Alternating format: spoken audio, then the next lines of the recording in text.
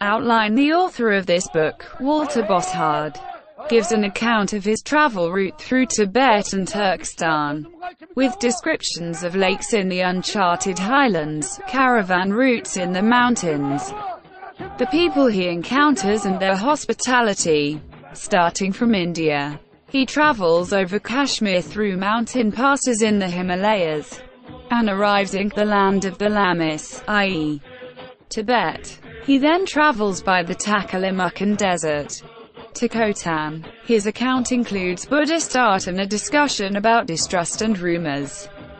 Bossard's journey includes a sojourn with Kyrgyz nomads on the outskirts of Pamir and a 3-month stay in Kashgar. He proceeds to Asian Russia and finally to Moscow, where he stays for 3 weeks before returning back home.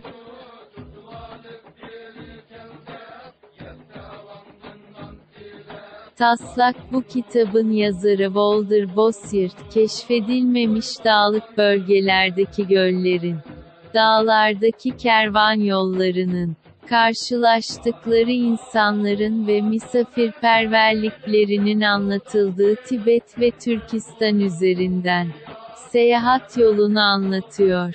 Hindistan'dan başlayarak, Himalayalardaki dağ geçitleriyle Keşmir'den geçerek Laraların ülkesi, yani Tibet'e varır, daha sonra Taklamakan çölü ile Hotan'a gider.